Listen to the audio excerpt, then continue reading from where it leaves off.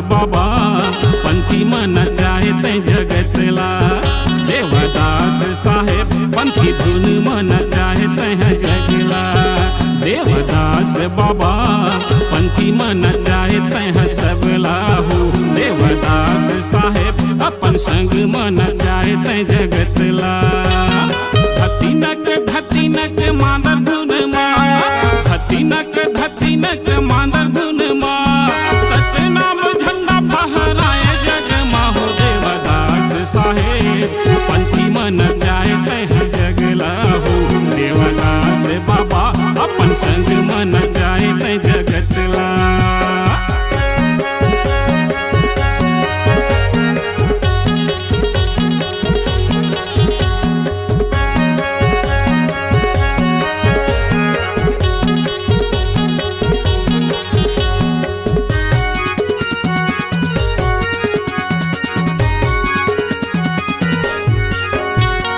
गठिला बदन तोरे घुंघरालू चुंदीगा, गठिला बदन तोरे घुंघरालू चुंदीगा।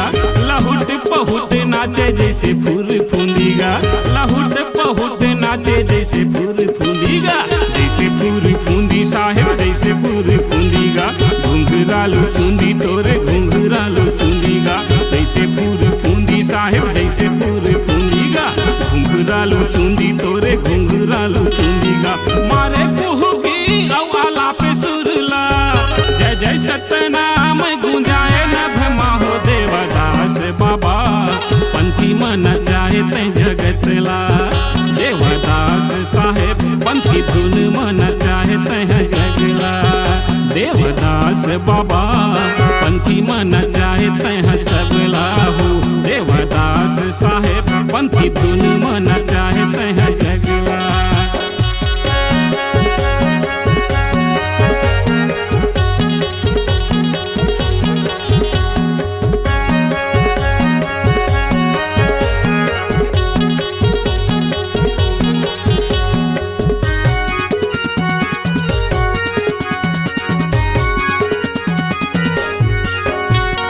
अनमन जन मन छत्तीसगढ़ के माटी माँ, अनमन जन मन छत्तीसगढ़ के माटी माँ।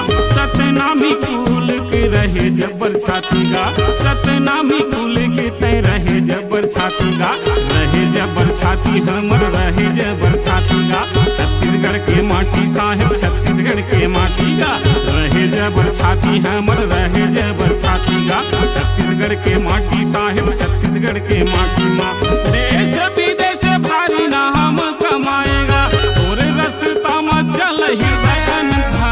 देवदास साहेब पंथी मन चाहते जगतला हो। देवदास साहेब अपन संग मन चाहते हैं सबला। देवदास बाबा पंथी मन चाहते हैं सबला हो। देवदास साहेब अपन संग मन चाहते जगतला। धतिनक मांदर धुन माँ, धतिनक मांदर धुन माँ, सतनाम झंडा फहराए जग माँ हो। देवदास साहेब पंथी मन चाहते हैं जगला हो। देवदास बाबा पंथी मन चाहते हैं सबला हो। देवदास साहेब अपन संग मन चाहते जगतला। पंथी धुन मन चाहते हैं सबला। तोरे मांदर मन चाहे सब जगला। सादा झंडा ला फहराए हैं जग